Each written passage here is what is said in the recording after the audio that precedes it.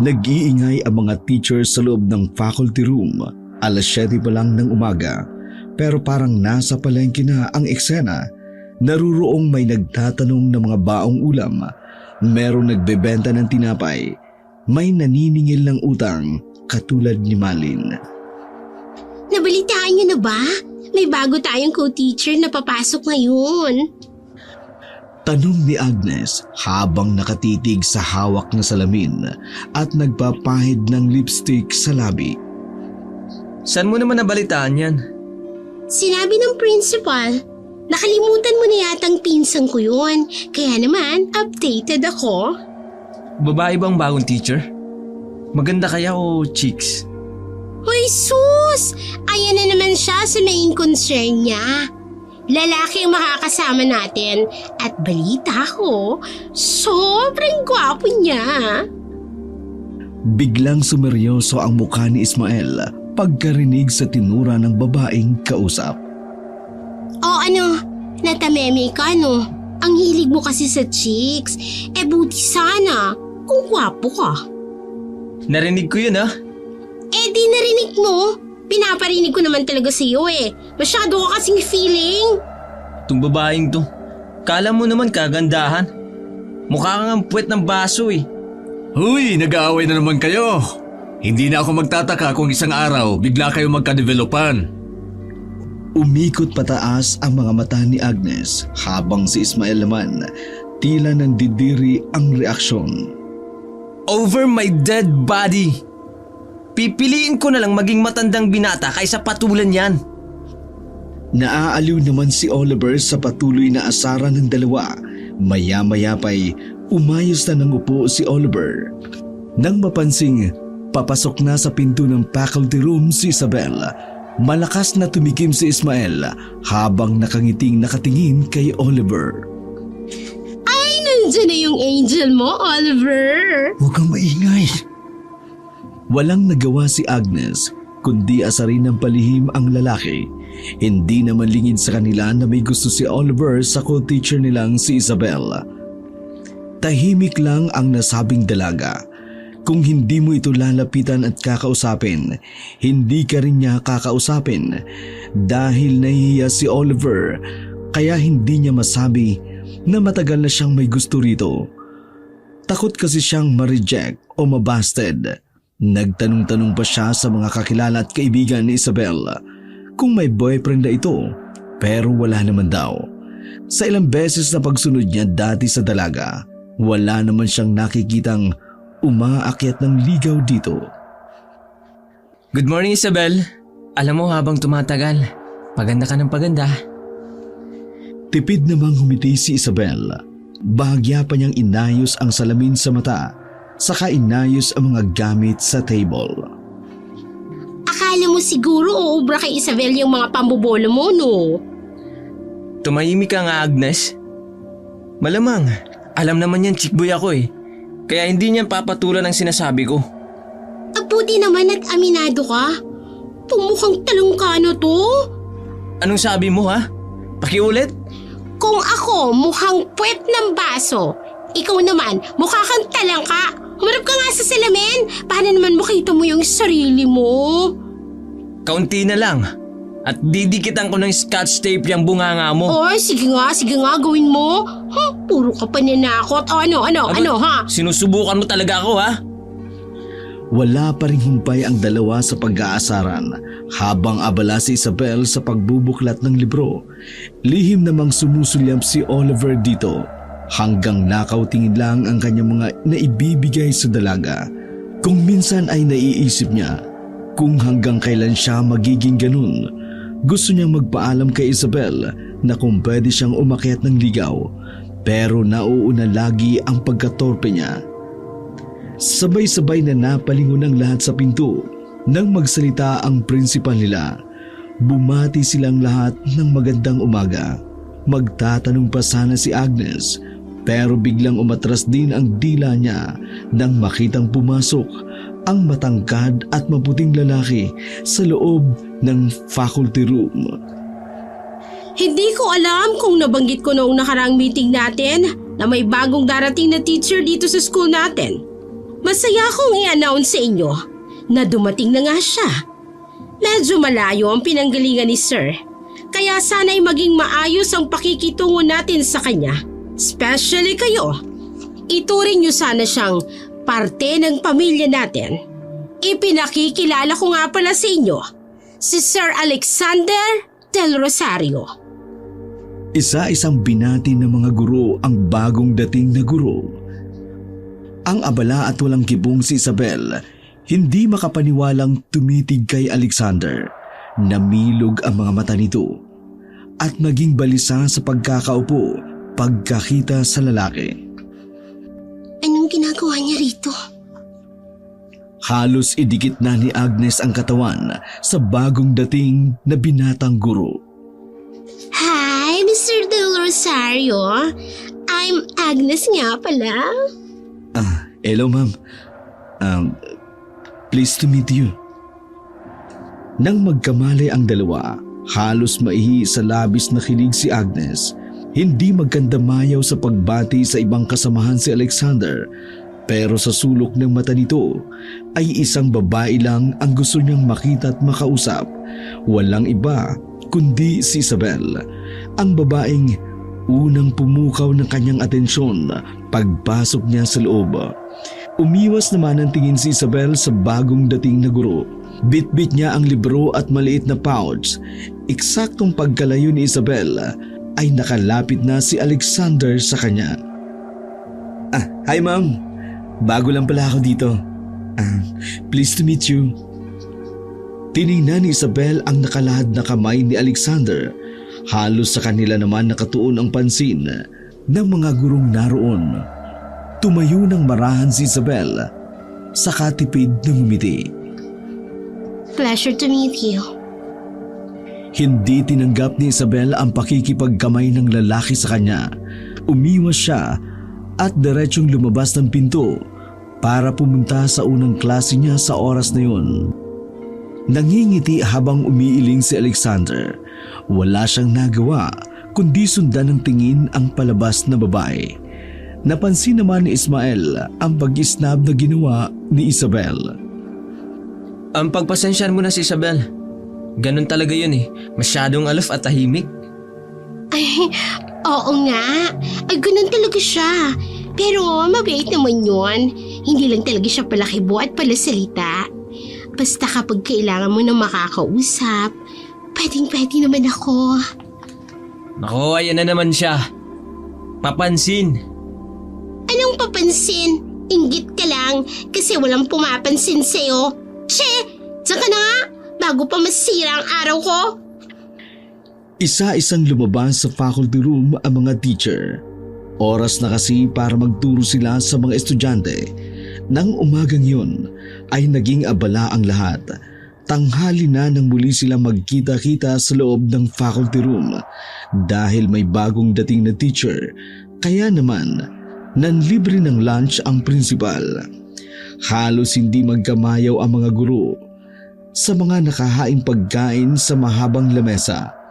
Pinagsaluhan nila ang masarap na pagkain habang abala sa paglalantak ang mga guro. Namili naman si Alexander kung anong pagkain ang ilalagay niya sa paper plate na hawak niya. Nang makapili na ay naglakad na siya patungo sa table ni Isabel. Kumain ka muna. Agad na inilapag ni Alexander ang hawak niya sa table ng dalaga. Salamat, pero kumain na ako. Hindi kita nakitang kumain kanina. Kumain ka uli. Don't worry. Wala namang hipon yung palabok na yan. Pwede yan sa'yo. Kunti lang yan. Kaya ubusin mo. Hindi na hinintay ni Alexander na sumagot si Isabel. Tumalikod siya at muling nakisalo sa mga bagong nakilalang kasama. May pagtataka man sa mga mata ni Agnes. Nagpalipat-lipat ng tingin sa dalawa. Sir Alex, ang sweet mo naman pala, no? Dapat ako rin. Sinandukan mo rin ako ng pagkain. Hindi kasi kumukuha ng pagkain kaya binigyan ko na. Nakakaya naman. Tayong lahat lang kumakain tapos siya hindi. Masanay ka na lang dyan kay Isa. Simula nung dumating yan dito sa amin, ganyan na talaga siya. May asawa na ba siya? Ang alam ko, wala pa. Single yan. Ang daming nagkakagusto dyan dati. Pero natatakot na manlikaw. May mga binasted na kasi siya. Ganun ba? Masungit pala kung ganun. Ay, hindi naman siya masungit. Hindi lang talaga siya kagaya namin na madaldal at maingay. Approachable naman siya. Yun nga lang, kapag hindi mo kinakausap, hindi ka rin kakausapin. May kilala nga kami. Matagal lang may gusto kay Isa pero hanggang ngayon, hindi niya naman maamin. Sabay na nagtawanan sina Agnes at Ismael. Alam ng dalawa kung sino ang tinutukoy ni Ismael. Lihim namang napangiti si Alexander. May naglaro sa isip niya. Napansin naman iyon ni Agnes. Ikaw pala, Sir Alex. May asawa ka na ba? Wala pa pero soon magpapakasal na ako. Hala? May girlfriend ka na pala? Ngiti lang ang tugon ni Alexander. Gulat na gulat naman si Agnes. Hindi makapaniwalang taken na ang crush niya. Halos mamatay naman sa katatawa si Ismael habang binubuska si Agnes. Tanghali pa lang pero nananaginip ka na. Uy Agnes, gising! Gising na gising ako. O sige, mangasar ka pa. Nagkanda haba ang muso ni Agnes habang masamang nakatingin kay Ismael. Sa gandang lalaki niyan, malamang taken na yan si Sir Alexander. Ikaw lang naman ang single dito eh. Wala kasing magkamaling magkagusto sa'yo. Alam mo, kumain ka na lang. Nalipasan ka na ng gutom eh. Kaya kung ano-anong iniisip at yung sinasabi mo, malapit ka na talagang buminggo sa akin. Nakikita mo tong hawak ko ha? Nakikita mo to? Isasaksak ko to sa bibig mo para magtigil ka na. Easy lang kayong dalawa. Alam mo sa ganyan, may nagkakatuluyan. Yung lolo at lola ko, ganun sila. Sabay umiwas ng tingin ang dalawang nag-aasaran. Kung yan lang din naman ang makakatuluyan ko, di bale na lang. Mas gusto ko na lang mag-isa. Abay lalo na ako no. Magiging matandang dalaga na lang ako at mamamatay ako ng virgin kesa yan ang makatuluyan ko. Shock! Naaaliw si Alexander sa wala pa ring tigil na asaran ng dalawa. Hindi sinasadyang lumingon siya sa direksyon ni Isabel. Nakita niyang tapos na itong kumain. Nakaramdam siya ng saya. Sa wakas, nagkaroon siya ng pagkakataong makausap ito kahit saglit. Kahit siguro hindi siya pansinin ito. Ayos lang sa kanya. Basta ang importante, nakalapit na siya rito kahit papano. Hapon, pagkatapos ng klase ng araw na yun, nagsiuwian na rin ang mga guro. Lalapitan sana ni Alexander si Isabel para sabihing ihahatid niya ito.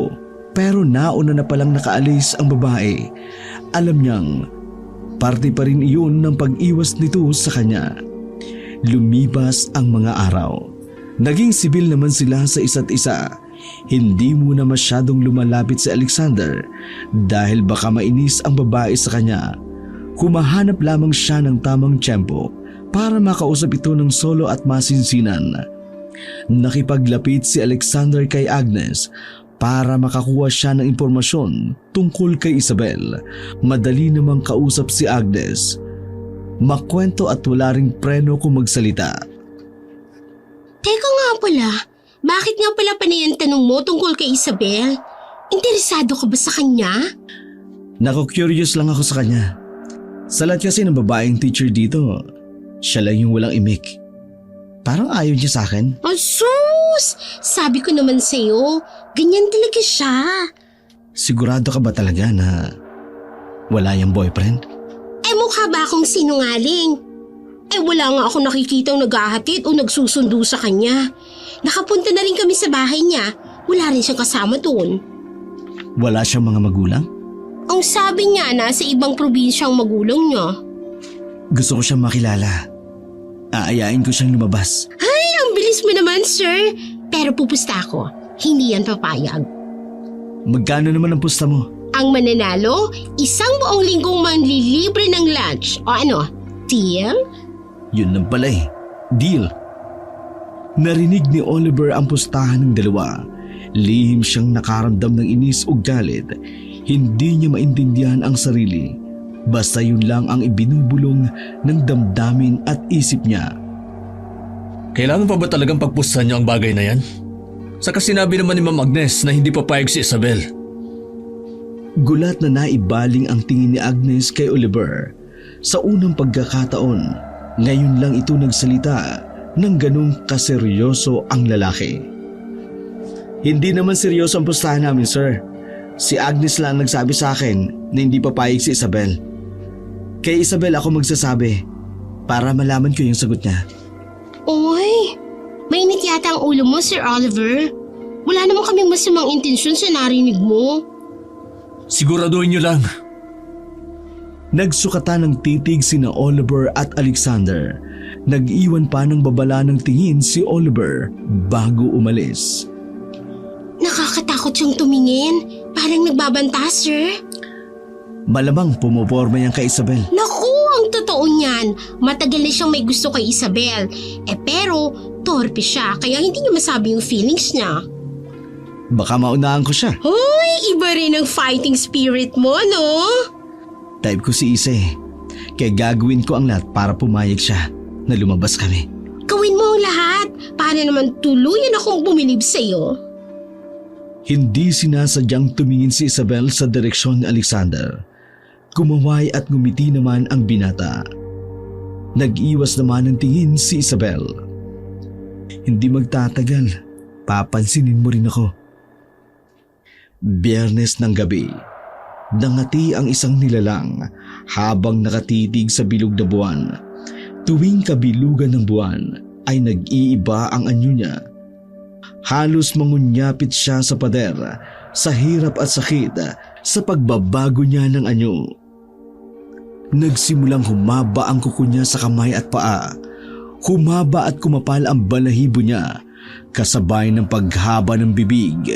Halos hindi niya makilala ang sarili. Nang maging ganap na ang pag-iiba ng anyo, tumulo na ang laway na lumabas siya ng bahay. Yun ang oras na makakakain na siya ng biktima. Ang tagal niyang hindi nakakatikim ng sariwang laman ng tao. Nitong mga nakaraang buwan, hindi siya lumabas ng gabi kahit kabilugan ng buwan, kahit nagugutom siya. Nabalitaan kasi niyang may nagrorondang mga tanod at pulis sa buong bayan at sa kalapit na lugar. Alam niyang delikado, kaya tiniis niya ang gutom kaysa muli siyang mapatay. Kalat sa kabilang bayan ang balitang may natagpo ang bangkay sa iba't ibang lugar at ang pinagbibintangan na may kasalanan ay isang aswang. Hindi niya sigurado kung siya nga ang bumibiktima sa mga iyon. Wala rin siyang pakialam. Mas mabuti nang nag-iingat sa isip niya dahil kapag nahuli siya ng taong bayan, alam niyang karimari-marim ang pwede niyang sapitin. Tahimik siyang lumabas ng bahay niya, naghanap ng biktima.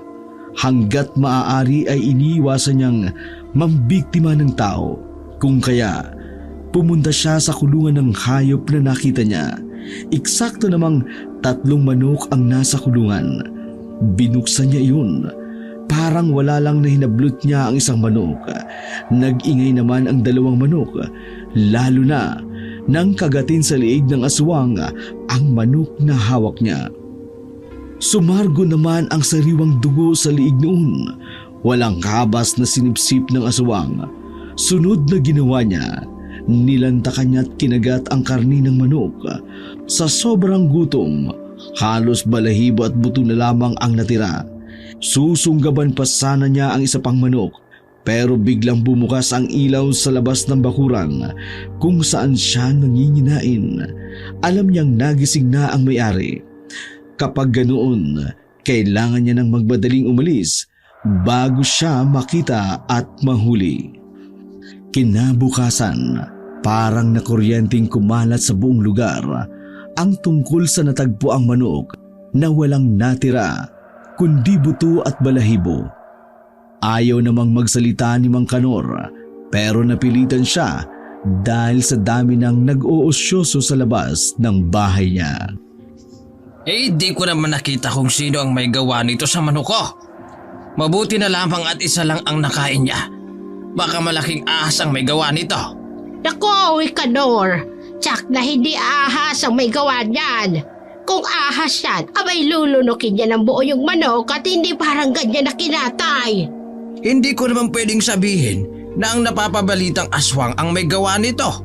Wala naman akong pruweba. Ayun lang naman ang pwedeng gumawa niyan at wala nang iba. Ay, nakakatakot na talaga dito sa atin na ba hindi naligtas. Dapat ibalita natin ito kay Kapitan para ma-aksyonan agad. Dapat dagdagan din ang mga tanod na nag-ronda sa gabi hanggang madaling araw. Baka sa susunod niyan, abay hindi lang manok ang kainin niya, pati tao na. Ay, magagaya tayo doon sa kabilang bayan. May 6 na nabiktima. Pakiramdam ko, dayo ang aswang na dumali sa mga yon at hindi taga rito. Malamang talaga. Dati naman, walang napapabalita na ganito. Tahimik dito sa atin, pati sa mga kalapit bayan. Oy siya, maiwan ko muna kayo. Maglalaban na muna ako. Nagsialisan rin ang ibang kapitbahay na nag-uusyoso kay Mang Kanor. Winalis naman ng matanda ang balahibo at buto na natira sa lupa. Naruroon pa ang mga natuyong patak ng dugo. Marahang binuksan ng matanda ang pinto ng kulungan. Kinuha niya ang isang manok at kinarga. Hinimas-himas iyon.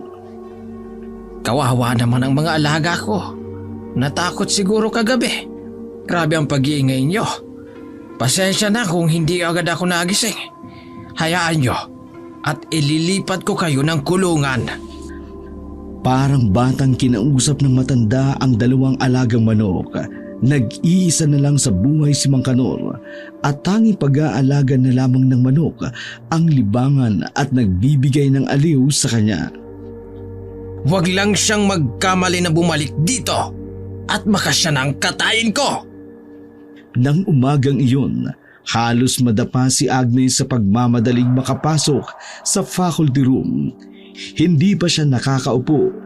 Agad niya nang ibinalita sa mga katrabaho ang tungkol sa manok ni Mang Kanor.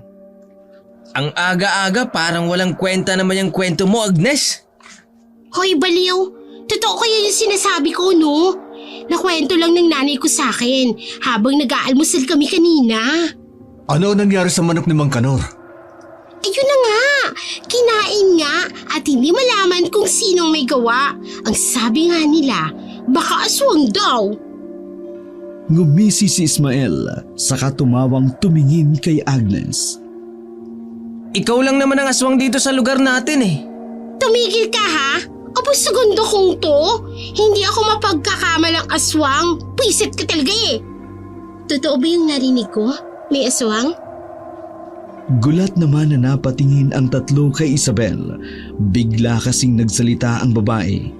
Hindi naman ito gawain ang makisali at makigulo sa kanila. Ay, oo. Yung kasing sabi ng mga kapitbahay. Kaya ikaw, Isabel, mag-iingat ka, lalo na at mag-isa ka lang sa bahay mo. Maglaka lagi ng pinto at kapag hindi mo kilala ang kumakatok, huwag mong bubuksan. Pwede mo rin akong tawagan kapag alam mong may ibang tao sa labas ng bahay mo. Gulat namang napatingin sina Agnes at Ismael kay Oliver.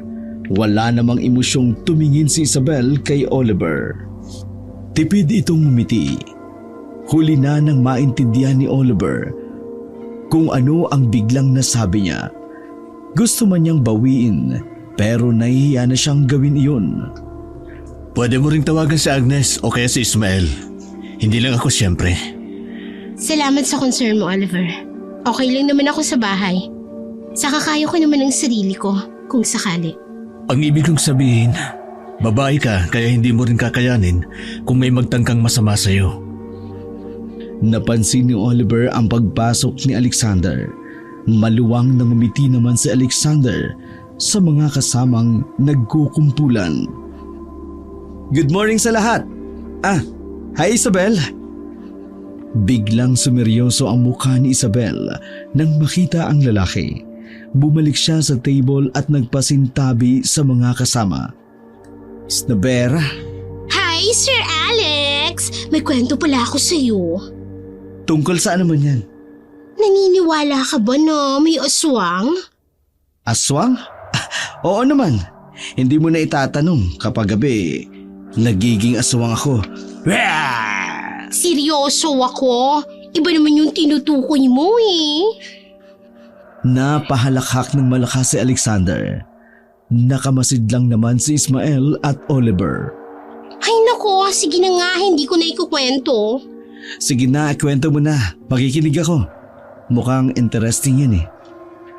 Pagkatapos ikwento ni Agnes ang tungkol sa aswang, wala namang reaksyon si Alexander.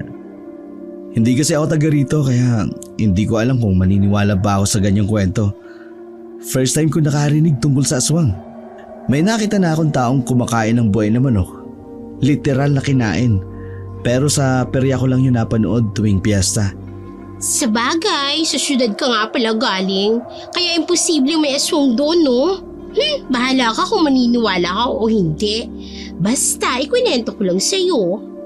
Hindi ka pa ba magtuturo, Agnes? Tara na, malilate ka na sa klase mo. Ay, oo nga pala. Sige Sir Alex, mauna na ako sa'yo. Mamaya uli. Pasensya ka na sa babaeng yun ha. Medyo makirit talaga yun eh. Ayos lang. Walang problema sa akin. Nang lumabas ang dalawa ay hinagilap ni Alexander ang libro. Lalabas na rin siya papunta sa mga estudyante niya. Bago umalis ay pumunta siya sa lamesa ni Isabel. Inipit niya sa librong nasa ibabaw ng table ang nakatuping maliit na papel. Hindi iyon nakaligtas sa paningin ni Oliver. Bumangon ng pagtataka at kuryosidad niya kung ano ang bagay na inilagay ng lalaki roon. Nang lumabas si Alexander, hinintay ni Oliver na lumabas din ang iba pang mga guro. Nang wala ng tao sa loob, agad na kinuha ni Oliver ang nakatuping papel sa unahan ng libro. Binasa niya ang nakasulat. Nag-aaya si Alexander na makipagkita sa kanya. Mabilis na nilamukos ni Oliver ang papel at ibinulsa.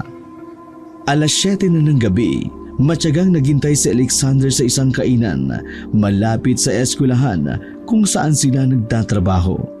Nakaramdam siya ng inib. Panay ang tingin niya sa wristwatch. Bakit ang tagal naman yata niya? Dahil wala ka namang hinihintay. Hindi makapaniwalang nilingunan ni Alexander si Oliver. Umupo siya sa harap niya. Kung ano man ang masamang intensyon mo kay Isabel, huwag mo nang ituloy pa. Tigilan mo siya. Kaya pala hindi siya pumunta. Dahil kinuha mo yung papel na inipit ko sa libro niya. Ganyan ba ang proper way ng pag-aaya ng isang date sa babae? Katrabaho ka niya, di ba? Pero bakit kung umasa ka parang tatay ka niya? Hindi na ako magpapaligoy-ligoy pa. Tigilan mo siya. Hindi mo magugustuhan ang mangyayari kapag ipinilit mo yung ginagawa mo. Magsasalita pa sana si Alexander pero tumayo na si Oliver at umalis. Nagpakawala na lamang ng mahinang tawa si Alexander habang naiiling. Abala sa nilulutong ulam si Isabel nang may marinig na katok sa pinto. Naghugas siya ng kamay, ipinuna sa apron na suot niya. Sino yan? Isabel, ako to, si Oliver. Nang marinig ng dalaga ang pamilyar na boses ng guro, agad niyang binuksan ang pinto. Nakaramdam siya ng hiya dahil sa pawis sa noo. Idagdag pa na hindi yata okay ang itsura niya. Magandang gabi, Sir Oliver. Napadaan ka? Gusto lang kitang i-check kung okay ka lang dito. Hindi ba pumunta si Alexander dito? Bahagya pang sumilip si Oliver sa loob ng bahay. Alanganin namang ngumiti si Isabel. Ano naman ang gagawin niya dito? Baka lang nangungulit at nanggugulo siya sa'yo. Tara, pumasok ka muna. Kumain ka na ba, sir? Tamang-tama. Malapit nang maluto yung ulam. Doon lang biglang nakaramdam ng matinding hiya si Oliver. Hindi niya naisip na patutuloyin siya ng dalaga sa bahay nito. Ang tanging tumatakbo sa utak niya kanina ay silipin lang si Isabel. Hindi na siguro, Ma'am Isa. Uuwi na rin ako agad. Napadaan lang talaga ako. Huwag ka nang mahiya, sir. Saluhan mo na akong kumain. Tikman mo yung niluto ko kung masarap.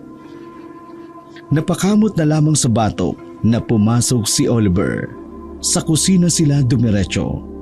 Pinaupo ni Isabel ang binata sa hapagkainan. Saka siya naghain ng pagkain. Bawat galaw ng dalaga ay malayang sinusundan ni Oliver. Kung ganito ang magiging asawa ko, ako na yata ang pinakamaswerteng lalaki sa mundo. Tara, kumain na tayo. Todo asikaso si Isabel sa binata. Ramdam niyang nahihiya ang lalaki kaya siya na ang naglagay ng kanin at ulam sa plato nito. Sir Oliver, kumain ka ng kumain. Huwag kang mahihiya sa akin. Masarap bang luto ko? Oo naman. Salamat nga pala, Ma'am Isa.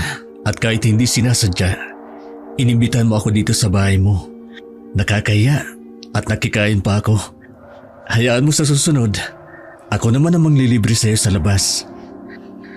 Nanlaki ang mga mata ni Oliver nang maintindihan ang sinabi niya. Bigla kasi iyong lumabas sa bibig niya nang hindi pinag-iisipan. Ang ibig kong sabihin, Mahina namang natawa si Isabel. Ang totoo, naaaliw siya sa binatang kaharap. Parang sinabi mo na gusto mo kong ayain kumain sa labas. kung okay lang naman sa'yo, Ma'am.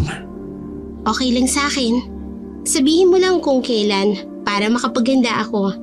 Madalas kasi may mga biglaan akong ginagawa. Talaga?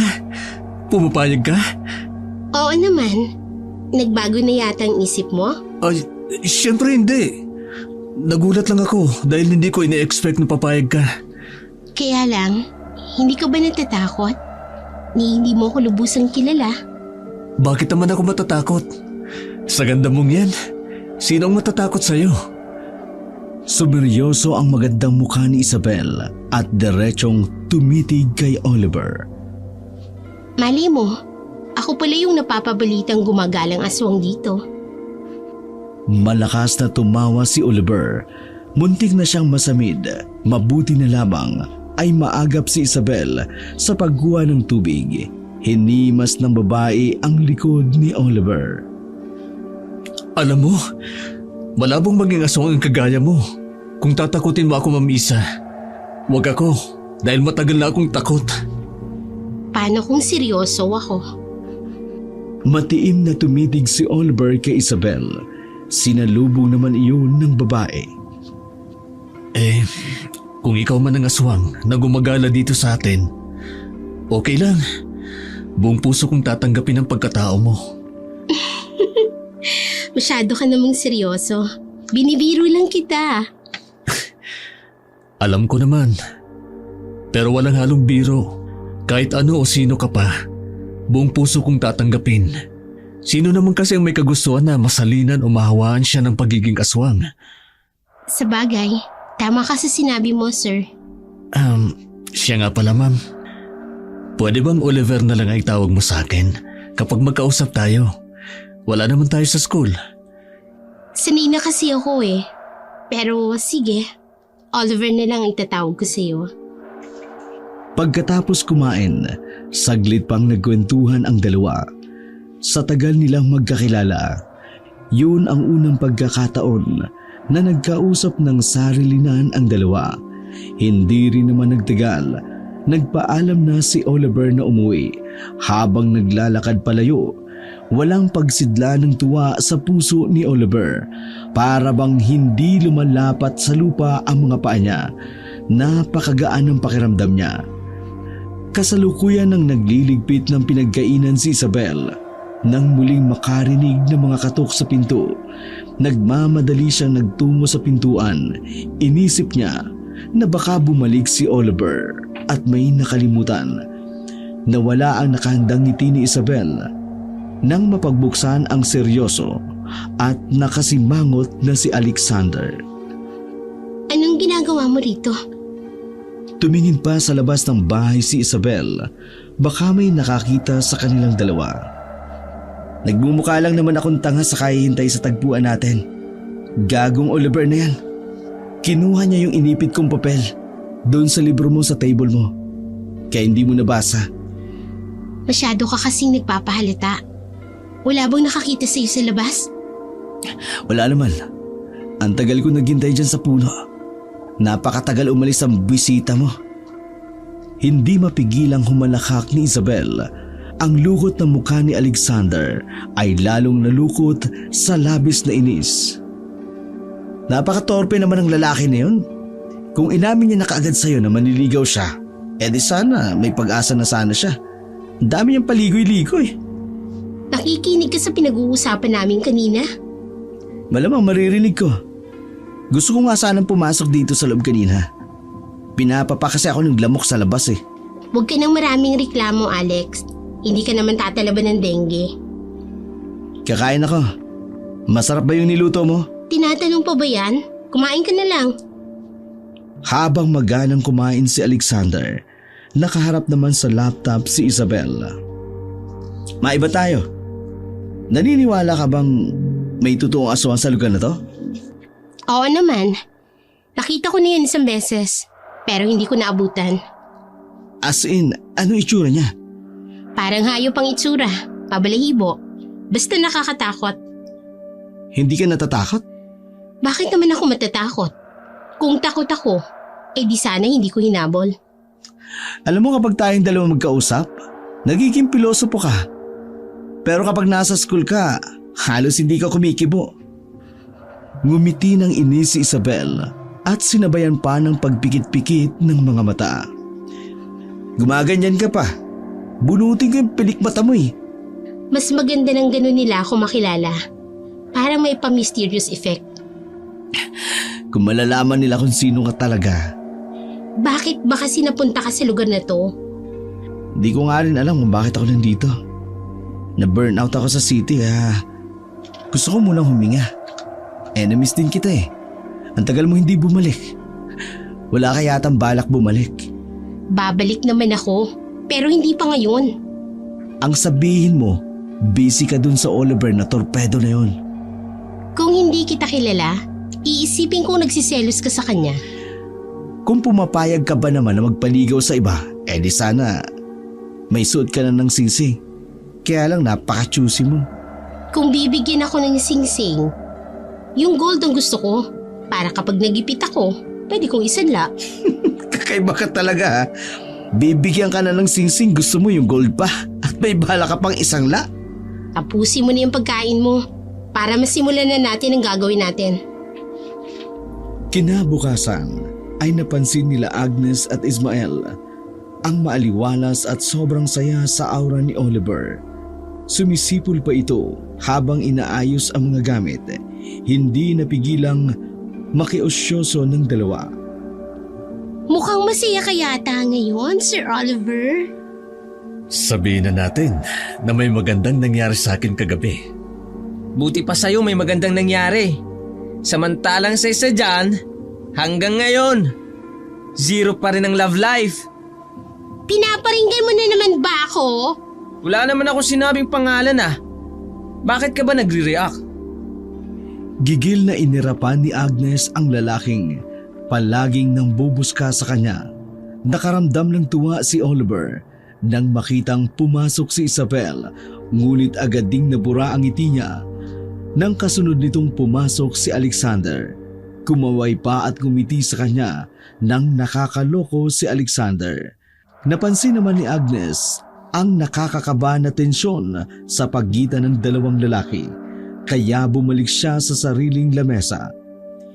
Hinila pa niya sa laylayan ng polo si Ismael para bumalik na rin ito sa table nito. Nang wala lang ang madilim na mukha ni Oliver nang dumaan sa harap niya si Isabel. Tipid iyong ngumiti sa kanya. Segundo lang ay muling nanumbalik ang saya sa puso niya. Lunch break, abala ang mga teacher na kumakain sa mga table nila. Lumapit si Alexander kay Isabel at binigyan ito ng pagkain na nakalagay sa maliit na Tupperware. Kainin mo na yan. Pinaluto ko yan sa kantin. Hindi ka na sana nag-abala pa. May baon naman ako. Basta kainin mo yan. Busin mo ha. Tango lamang ang naisagot ni Isabel. Nang buksan niya ang Tupperware, ay sumalubong ang mabangong aroma ng omelette sa kanya. Tipid siyang umiti at sinimulang kainin ang ulam. Labis namang nagdiriwang si Alexander. Kitang-kita niya ang matalim na tingin na ipinukol sa kanya ni Oliver. Alam niyang sobrang nagsiselos ang lalaki sa ginawa niya. Biglang sumama ang timpla ni Oliver. Nawalan siya ng ganang kumain at nagpa siyang lumabas. Uminom siya ng nagyayelong juice para kahit paano bumaba ang nararamdaman niyang inis at selos. Alam niyang wala siyang karapatan pero hindi niya maiwasang magselos. Aminado siya na malakas talaga ang tama niya kay Isabel. Umabot pa sa puntong kung hindi ang dalaga ang makakatuluyan niya, pipiliin niya pang maging matandang binata na lang. Marami namang nagsabing gwapo siya. Moreno ang kulay niya at matangkad din naman. Maraming kasamang guro ang nagpapapansin sa kanya dati pero binabaliwala niya lamang iyon dahil tanging kay Isabel lamang nakapokus ang atensyon niya. Nang hapon na yun, hindi nakatiis si Oliver. Nang matapos na ang panghuling klase, inabangan niyang lumabas ng room si Isabel. Nang maglabasa na ang lahat ng estudyante nito, ay kahuli-huli ang lumabas ang dalaga. Hindi naman nagulat si Isabel. Ngumiti ng tipid ng ngiti sa binata. Itatanong ko lang sana kung may lakad o busy ka mamaya. Hindi naman masyado. Bakit? Aayain sana kitang kumain sa labas mamaya. If okay lang naman at hindi ka abalahan sa'yo. Anong oras? Ikaw ang bahala kung anong oras gusto mo. Pwede naman ako anytime. Sige, mga 6:30 siguro. Okay, magkita tayo mamaya ha. Susundin na lang kita sa bahay mo. Parang batang tuwang-tuwa si Oliver, lalo namang naaliw si Isabel sa nakikitang reaksyon ng binata. Hindi na nakatanggi pa si Isabel nang magpumilit si Oliver na ihatid siya nito pa uwi. May pagtataka naman sa mukha nila Agnes at Ismael. Hindi makapaniwala ang dalawa sa himalang nakikita. Napangisi habang napapailing na lang si Alexander.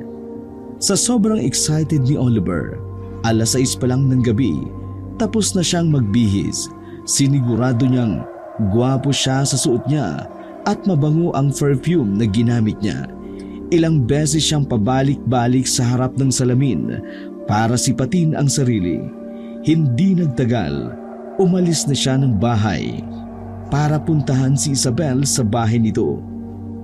Hindi naman naghintay ng matagal si Oliver.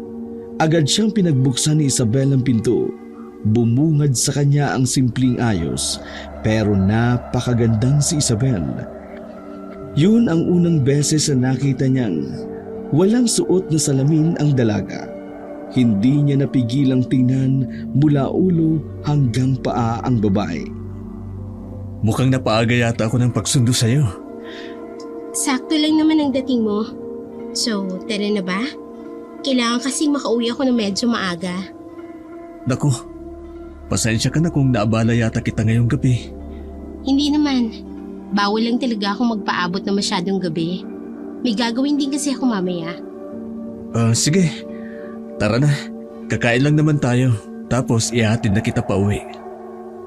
Habang masayang nagsasalo ng pagkain, nagkwentuhan din ang dalawa. Oo nga pala, pwede ba akong magtanong ng mga personal na bagay sa'yo? Oo naman. Ano ba ang gusto mong malaman? Nagtataka lang kasi ako. Dahil mahigit 1 taong ka na rito sa lugar namin, pero hindi ko naman nakitang dumadalaw ang magulang mo sa bahay mo. Natigil sa panguya si Isabel, saka binitiwan ang hawak na kutsara at tinidor. Kung ganun, matagal na yata siyang minamanmanan ng lalaki. Okay lang naman kung ayaw mong sagutin. Nasa malayong probinsya ang mga magulang ko. At solong anak ako. Parehas pala tayo.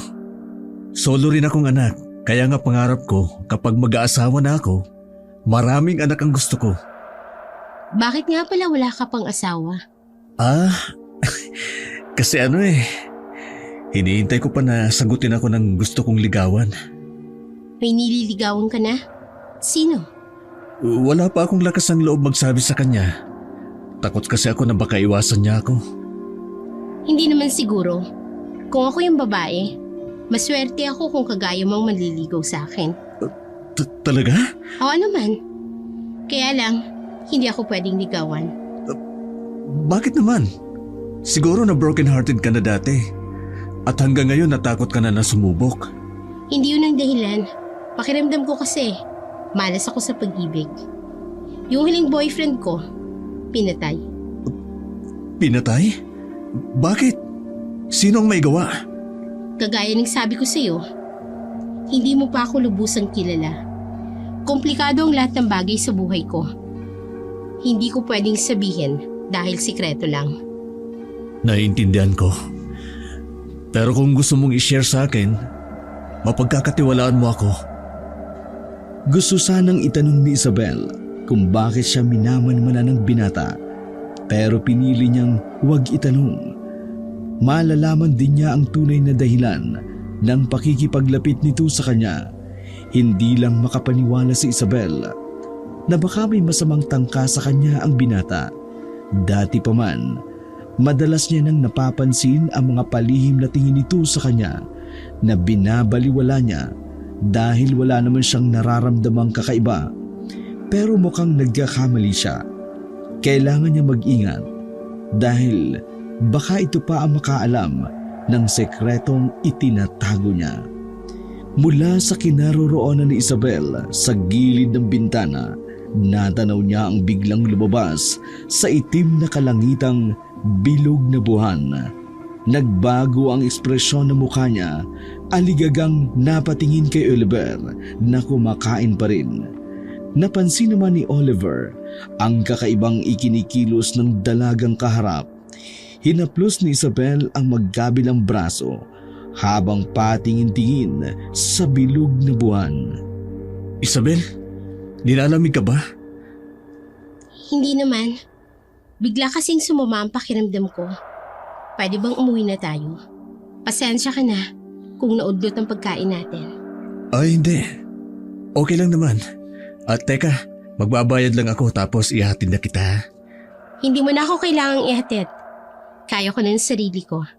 Sige na, mauna na ako Magkita na lang tayo bukas. Nagmamadaling bitbit ni Isabel ang bag at halos patakbong lumabas ng restaurant. Laking pagtataka naman ni Oliver sa ginawang iyon ng dalaga.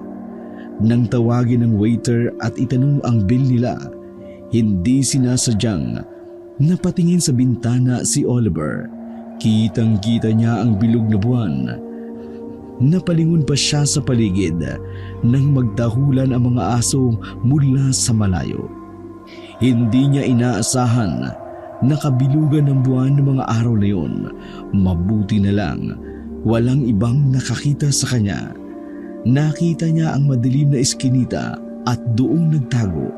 Naramdaman kasi niyang unti-unting nagbabago ang anyo niya.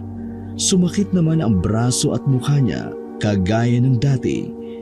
Nanguyapit naman siya sa pader sa sobrang sakit na nararamdaman.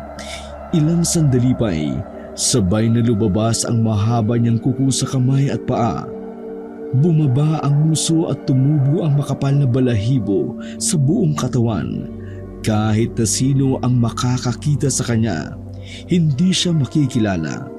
Depende na lang kung nasaan yung tao siya. Nang ganap ng magbagong anyo, umatungal siya ng malakas. Eksaktong narinig iyon nang naglalakad na malapit sa iskinita. Naging matalas ang pakiramdam niya. Dahan-dahang naglakad kung saan niya narinig ang ingay. Tiyak na iyon ang napapabalitang aswang sa lugar na iyon. Nagtago naman siya sa gilid ng pader. Iniamba ang hawak na baril. Eksaktong pagbungad niya, bumulaga sa kanya ang aswang. Kinalmos siya nito. Nakaiwas naman siya at sa braso na tamaan ng mahabang kuko nito. Napaatras siya at muling ikinasa ang hawak na baril. Pinaputukan niya ang aswang. Natamaan iyon at mabilis na tumakas. Hahabulin sana niya ang halimaw pero lalong kumirot ang braso niya. May pag-aalala sa mukha ni Alexander nang makasalubong si Isabel. Kanina pa kita hinahanap. Ayos ka lang ba? Oo naman, ayos lang ako. Anong nangyari sa'yo? Wala ito. Malayo ito sa bituka. Saan ka ba galing? Bakit ganyan ang itsura mo? Lumabas ako kasama si Oliver. Nagpalingon-lingon si Alexander. Baka may nakakita sa kanila. Napansin ni Isabel na tagaktak ng pawis ang muka at liig ng lalaki. Napansin din niya ang dugo na tumutulo. Tara sa loob, gagamutin kita. Hindi na. Ako nang bahala dito. Sa bahay ko na lang to gagamutin. Huwag matigas ang ulo mo. Yung katigasan ng ulo mong ikamamatay mo. Ngumisi si Alexander, saka tumitig kay Isabel. Hindi ako papayag na hindi makaganti sa gumawa nito sa akin. Hindi pa ako mamamatay. Hindi na nagsalita pa si Isabel. Inakay sa loob ng bahay ang lalaki. Sa kwarto niya ito diniretso. Mabilis niyang hinubad ang polo nito. Tiningnan ang sugat. Nang makuha ang first aid kit bag, ay agad niyang ginamot ang sugat ni Alexander. Ilang sandali pa'y nakatulog na ang binata. Hindi na iyon ginising pa ni Isabel at hinayaang doon na magpalipas ng gabi. Kinabukasan, malamlam ang mga mata ni Isabel. Pilit man niyang itago sa suot na salamin. Napansin iyon ni Agnes. Bakit parang puyit na puyit ka yata? Marami akong ginawa kagabi, kaya madaling araw na ako nakatulog. Pagkarinig ni Oliver, nakaramdam siya ng pag-alala. Tumayo siya at lumapit kay Isabel. Ma'am Isa, sana di ka na lang muna pumasok ngayon. Kaya ko naman. Sure ka ba? Pasensya ka na kagabi kung naistorbo kita. Pwede ka naman sanang tumanggi. Ako ang dapat na humingi ng pasensya kasi iniwan kita agad. Babawi na lang ako sa ibang pagkakataon. Ay! Teka! Ang ibig bang sabihin? Nag-date kayo kagabi? Tipid na humiti si Isabel habang si Oliver naman ay umiiwas ng tingin. Hoy! Sir Oliver Tatahi-tahimik, dumadamobs ka na pala. So anong nangyari kagabi? Magkwento naman kayo. Kumain lang kami sa labas. Yun lang. Ay, kala ko pa naman kung saan kayo gumala. Natigil sa pag-uusap ang tatlo nang biglang pumasok sa loob si Alexander. Bumakas naman ang pag-aalala sa mukha ni Isabel. Hindi niya napigilang salubungin ang binata at kumustahin ang lagay nito. Nagulat naman si Alexander dahil hindi niya inaasahang lalapitan siya ng dalaga. Di ba sabi ko sa iyo kanina, umabsent ka muna ngayon? Bakit pumasok ka pa? Sariwa pa ang sugat mo. Okay lang ako. Paulit-ulit kong sinasabi. Malayo ito sa bituka. Bahala ka nga. Napakatigas talaga ng ulo mo. Nagpalipat-lipat ng tingin si Agnes kay Isabel at Alexander, saka kay Oliver. Nakaramdam naman ng selo si Oliver, kaya walang imik na umupo sa table. Mukhang may namumuong love triangle dito Naging tahimik si Oliver sa buong araw na yun. Napansin kasi niyang madalas ang paglapit ni Isabel kay Alexander. Hindi man niya maamin, pero naghuhumiyaw sa inis at sa selo sa dibdib at sa utak niya.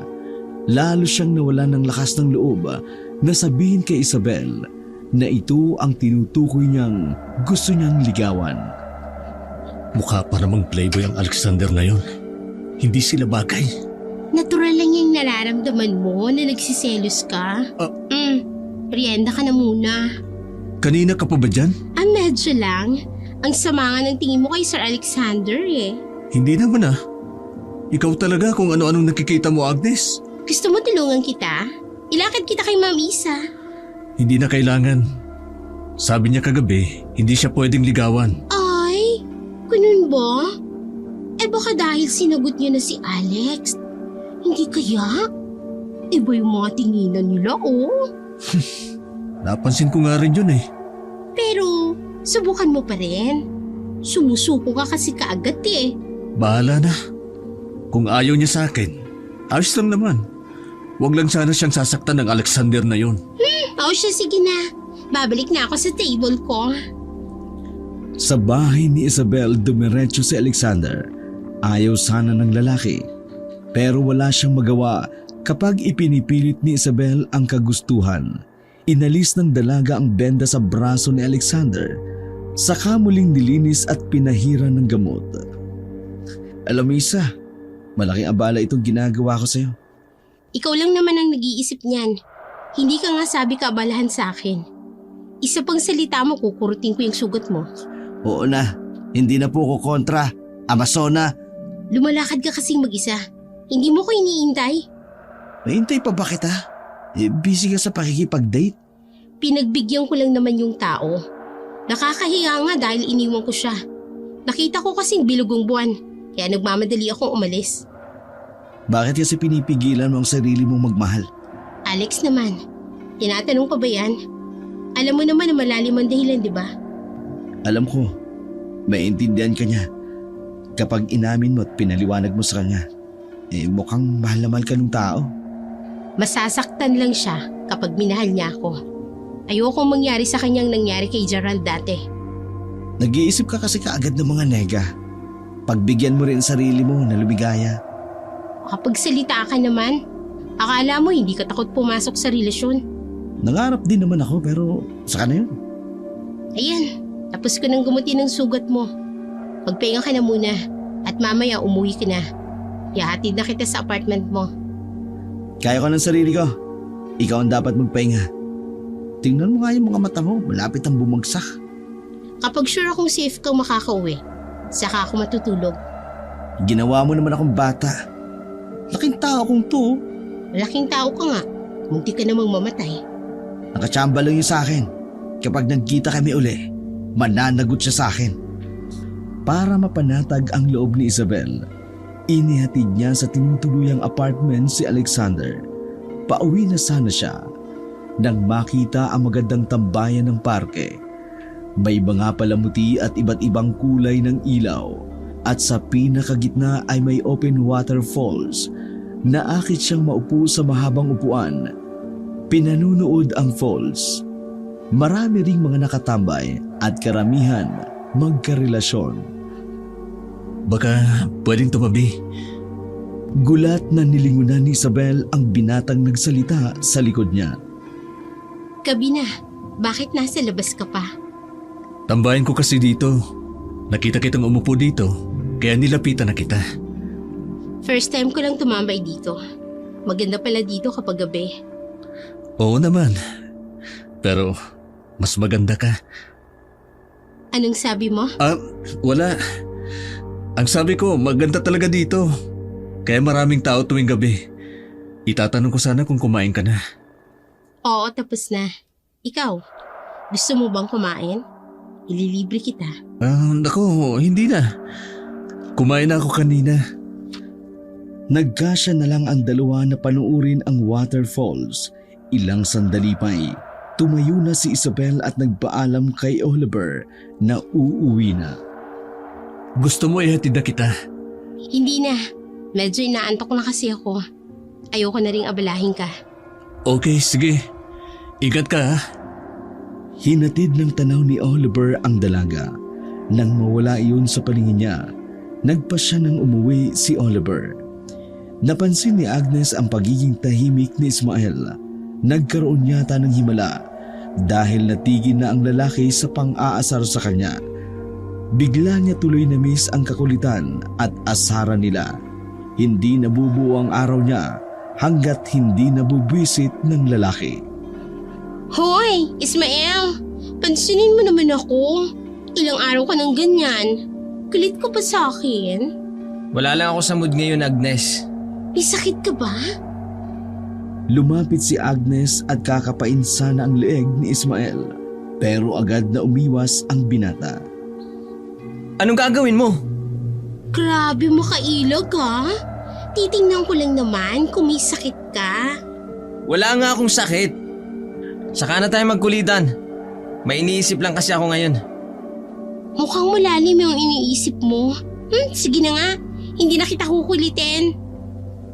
Nagkandahaba ang muso na bumalik sa table niya si Agnes. Pagkaupo niya, tinitingnan niya pa rin si Ismael. Nakita naman ng lalaki ang matalim na titig sa kanya ng babaeng katrabaho. Kung nakakahiwa lang ang tingin, baka nahati na siya sa dalawa kung nagkataon. Agnes, mukhang may LQ yata kayong dalawa. Hindi mapigilang itanong ni Oliver kay Agnes. Ewan ko ba dyan? Hindi namamansin ilang araw na. Gusto ko lang naman siyang kumustahin. Tsaka itanong kung may problema ba siya. Baka may family problem lang o kaya nag-away sila ng girlfriend niya. Girlfriend? Imposible no? Tsaka hindi pwede magkaroon siya ng... Natigil sa pagsasalita si Agnes nang mapansing pinipigilang matawa ng kausap. Biglang sumeryoso si Agnes at tumaas ang isang kilay. Ang ibig kong sabihin, malabong magkaroon ng girlfriend yung tukmuli yan. Yun yun? Ang sabihin mo, nagseselos ka. Hoy Agnes, ako lang naman ito. Aminin mo na kasi na may gusto ka rin kay Ismael. At ano nga aminin ko? Sa dami ng lalaki sa eskwelahang ito, siya pa talaga ang magugustuhan ko? Never! Tsaka tigilan mo nga yan ha. Baka marinig ka pa niya. Lalo pang tumaas ang bilib niya sa sarili niya. Bahala ka. Sinasabi ko lang naman kung ano ang nakikita ko eh. Alam mo sir, mas maganda bumalik ka na lang sa table mo at pabayaan mo na lang ako. Tumatawang tumalikod si Oliver at bumalik sa pwesto niya. Nagdadabog namang iniligpit ni Agnes ang mga gamit niya habang masama pa rin ang tingin sa nakatalikod na si Ismael.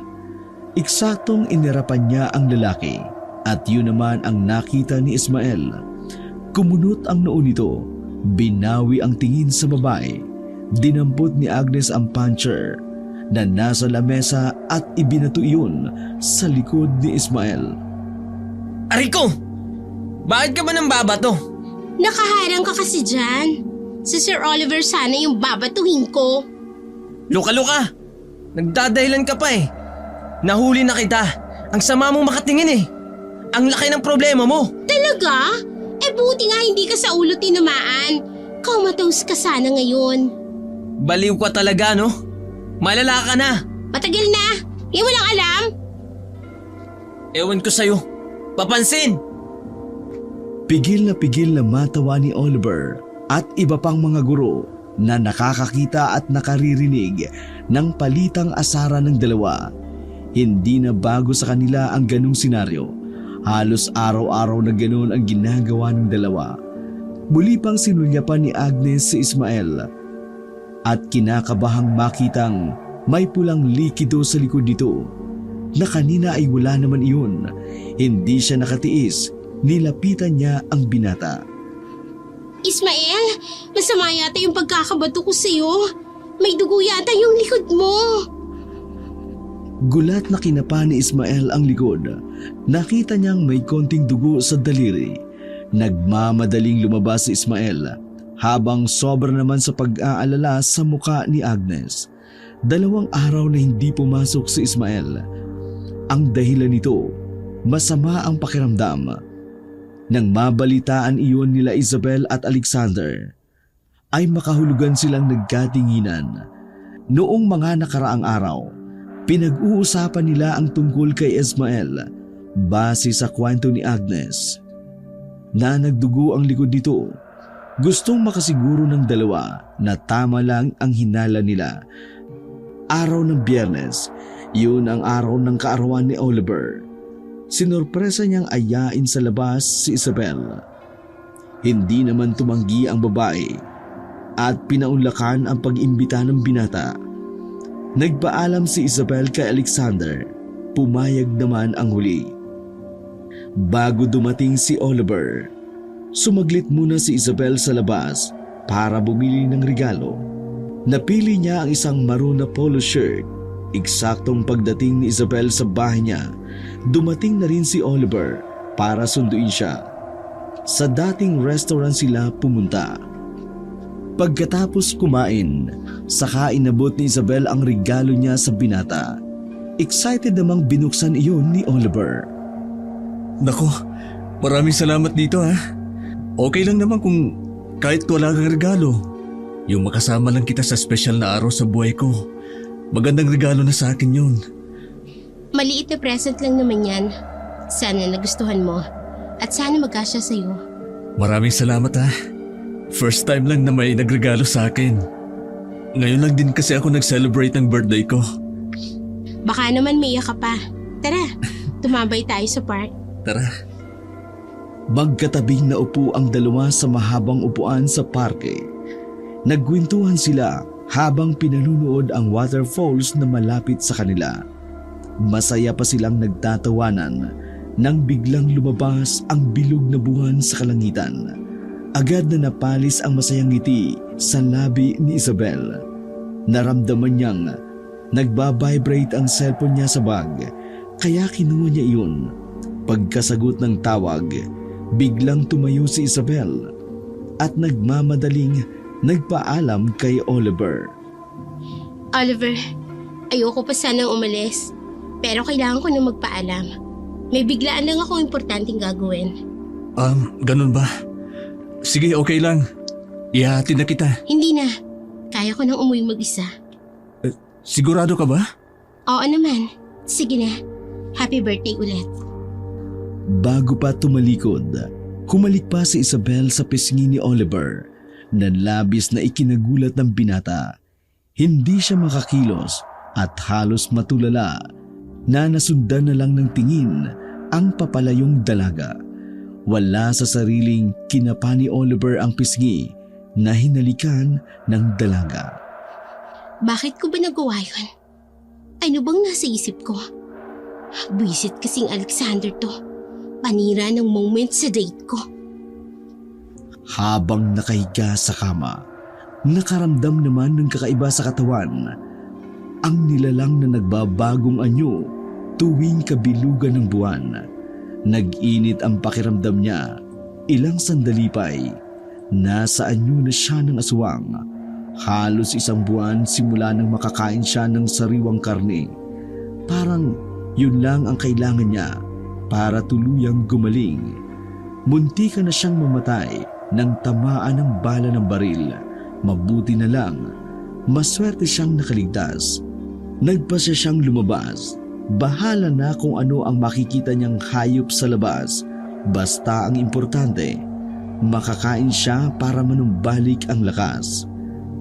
Pagkatalo ng aswang sa bakuran ng bahay na nakita, ay sinalubong naman siya ng galit na aso. Panay ang tahol noon sa kanya. Aatakihin sana siya ng aso, pero biglang lumabas ang matandang babae mula sa bahay nito. Ay, bakit ba napakaingay mo, Brownie? Sino bang tinatahulan mo dyan, ha? Patuloy pa rin sa pagtatahol ang aso. Mataba ang buntot nito, umaatras at umaabante sa halimaw na nakikita. Anumang oras ay handa siyang atakihin. May tao ba riyan? Pinili namang umalis ng aswang sa bakuran ng matanda hanggang maaari. Iniwasan niyang mambiktima ng tao. Iniiwasan din niyang may makakita sa kanya. Kahit pa kumakalam ang sikmura, nagtiyaga pa rin siyang maghanap ng kakainin. Siniswerte naman siyang makakita ng kambing na nakatali sa isang bakuran. Bago mag-ingay ang kambing, sinakmal niya na sa liig. Sinipsip ang dugo nito at sinimulang lantakan ang sariwang karne.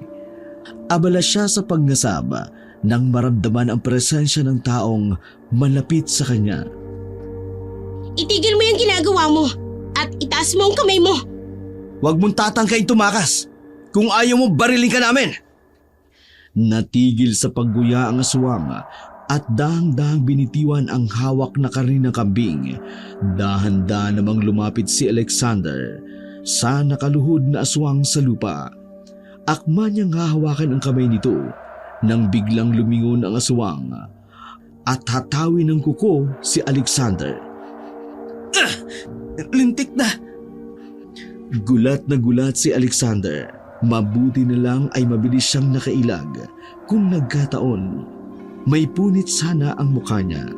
Tumakbo ang aswang at sinundan naman iyon ni Isabel at ni Alexander. Nagkasundong maghiwalay ang dalawa para hanapin ang tinutugis nila. Nakarating sila sa masukal na bukid at gubat. Nasisiguro nila na doon nagtatago ang aswang na hinahabol. Kahit tinihingal, walang tigil sa paghahanap ang dalawa. Kailangan nilang mahanap ang aswang para matapos na ang misyon nila sa lugar na yun. Huwag ka na magtago pa. Kilala ka namin kung sino ka. Kung susuko ka, pwede ka naming tulungan. Mula sa pinagtataguan ay rinig na rinig ng aswang ang sinasabi ni Isabel. Kahit anong mangyari, mamatay man siya o hindi siya susuko, at lalong hindi magpapahuli ng buhay. Huwag ka na makipagtaguan pa, Ismael! Lumabas ka na! Kailangan mong managot sa batas para pagbayaran ang ginawa mo sa mga biktima mo! Gulat sa narinig ang aswang nang tawagin ang pangalan niya. Kung ganun, alam na pala nito na siya ang napapabalitang gumagalang aswang. Pero paano nito nalaman? Hindi nakatiis si Ismael. Nasaan yung aswang na siya nang lumabas mula sa pinagtataguan? Gumuhit ang ngiti sa labi ni Isabel nang magharap silang dalawa. Mabuti naman at lumabas ka na. Walang tinig na lumabas sa bibig ni Ismael. Sumugod siya para kalmutin ang dalaga. Pero nang may biglang humila sa kanya, sabay na bumagsak sa damo sina Oliver at Isabel. Hindi makapaniwala si Isabel na nasundan siya ng binata. Anong ginagawa mo rito? Sinundan kasi kita. Nagtaka lang ako kanina kung saan ka pupunta. Dapat hindi ka na sumunod. Umalis ka na. Natigil sa pag-uusap ang dalawa nang muling sumugod ang aswang sa kanila. Nahintakutan naman si Oliver at tanging pag-ilag ang ginagawa niya. Nakakatakot kang halimaw ka! Lumuhod sa damuhan si Isabel. Hinanap ang baril na nalaglag. Nabitiwan niya iyon nang hilahin siya ni Oliver. Patuloy namang hinahabol ng aswang si Oliver. Isa! Tulungan mo ako! Baka ako ang gawin niya kapunan! Tinalo ng aswang si Oliver. Bumagsak siya sa damuhan. Agad na kinababawan ng aswang. Handa na siya nitong kalmutin gamit ang mga kuko nang paputokan ni Isabel ng 3 sunod-sunod si Ismael. Bumagsak ang braso ni Ismael at nanghihinang napadagan kay Oliver. Halos mawala naman ng ulirat si Oliver dahil hindi makapaniwala sa nangyari. Eksakto namang dumating si Alexander dahil narinig niya ang putok ng baril. Pinagtulungan ng dalawa na alisin si Ismael sa ibabaw ni Oliver. Nang mahiga sa damuhan si Ismael, ay mabilis na tumayo si Oliver. Kinapa ang mga bahagi ng katawan. Salamat sa Diyos at buhay pa ako. Muntik na akong gawing hapunan ng aswang na yan. Confirm na ba na si Ismael yan? Malalaman natin kapag nagpalit siya ng anyo. Oh, ano? Si Ismael yung halimaw na yan? Yon ang alam namin. Pero sana hindi siya. Ilang minuto na ang lumipas. Unti-unti nang bumabalik ang dating itsura ni Ismael. Ganap na itong tao. Napanganga na lamang si Oliver at hindi makapaniwala sa nasaksihan. Kinapa ni Isabel ang pulso ng gilid ng leeg ni Ismael. Humihinga pa iyon, kaya nagdesisyon silang dalhin sa bahay ni Isabel ang lalaki. Pagkatapos alisin ni Isabel ang mga bala ng baril na tumama sa likod ni Ismael, saka lamang nagkalakas ng loob na magtanong si Oliver sa dalawa. Ano ba talaga ang mga trabaho niyo? Sino ba talaga kayo? At may mga baril kayo? Mga pulis kami. Kaya lang kami nandito. para tugisin ang aswang na nambibiktima sa mga kalapit bayan. Kailangan lang naming ilihim ang pagkatao namin para malaya naming magawang trabaho namin. At eto na nga, natapos na ang misyon ko rito sa lugar na ito. Akala ko nga dati, ikaw ang aswang na gumagala rito sa amin. Ano? Kasi naman, sa tuwing natatapat na bilog ang buwan, hindi ka mapakali. Tapos nagmamadali kang umuwi lagi. Kaya naisip ko noon na baka yun ang sekreto na sinasabi mo. Sira ulo. Pagkamalan ba akong aswang? Kaya ako laging nagmamadali. Kasi nga, yun ang palatandaan na nagbabagong itsura ng aswang. At kailangan namin siyang hanapin ni Alex. Yun lang ang tamang oras at pagkakataon para makita namin siya. Gets mo ba? Sorry naman. Kung nung una pa nagsinabi mo na, edi hindi ako nag-isip ng kung ano-ano. Kanina naisipan kitang sundan dahil ramdam kong parang sayo. Ngayong alam mo na kung sino ko, anong masasabi mo? Hindi ko alam. Basta ang gusto kong sabihin, gusto pa rin kita at hindi magbabago yun. Tako sa wakas, naglakas loob ka na ring umamin. Yan ang hinihintay ni Isabel na magsabi. Huwag ka nga maingay, Alex. Teka, hindi ba siya naliligaw sa'yo? Bumunghalit ng tawa si Alexander pagkarinig sa sinabi ni Oliver. Paano manliligaw yan? Magpinsan kami. Sus ko, nagselos pa ako tapos magpinsan pala kayo? Nagulat ka ba? Akala mo siguro nung una, dumating ako at pinopormahan ko si Isa. Hindi ko naman kasi alam eh. Usapan namin yun na hindi ipapahalata na magkakilala kami. Hindi ko naman alam na marami nagkakagusto sa kanya. Naku, alam mo lang ang tunay na ugali niya.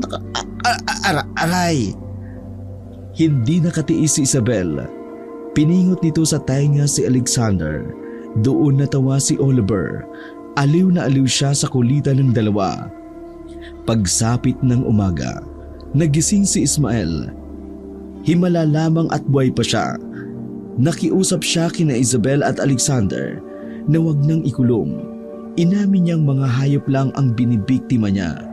Ipinaliwanag din naman niya sa dalawa na kapag nalaman ng mga tao sa lugar na yun ang tunay na katauhan niya, tiyak na hindi siya titigilan hanggang hindi siya napapatay.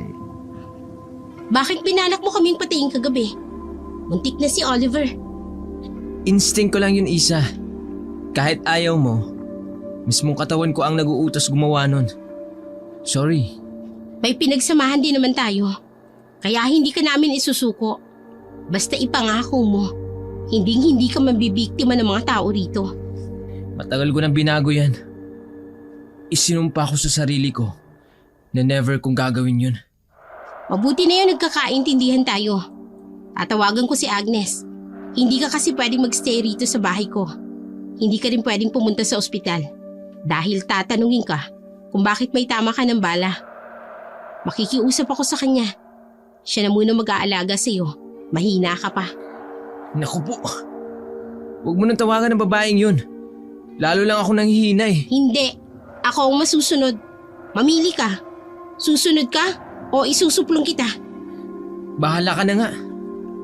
Isang linggong nakalib sa trabaho si Isabel. Nag-report lamang siya sa presinto para bitiwan ang hawak na kaso. Nagpasya siyang ituloy ang pagtuturo sa eskwelahan dahil mas nagustuhan niya ang pagtuturo. Gusto rin niyang lumagay sa tahimik na buhay at iwanan ang delikadong trabaho. Nang gabing iyon, tinawagan ni Isabel si Oliver para yayain itong tumambay sa park. Nagkwentuhan sila tungkol sa nangyari sa kanila sa loob ng isang linggo. Nakiusap na rin si Isabel kay Oliver na ilihim na lang din ang nalalaman nito. Nangako naman ang lalaki na magiging tikom ang bibig niya sa lahat. Alam mo bang na-miss kita? Talaga? Ako rin naman. So, tayo na ba? Anong tayo na? Uuwi na ba tayo? Slow ka talaga. Hindi yun ang ibig kong sabihin. Saglit pang napaisip si Oliver at ilang segundo lang ang lumipas bago niya na-gets ang ibig sabihin ng babae. So, pumapayag ka na? Nagbago ng isip ko. Wala nang bawian. Sinabi mo na.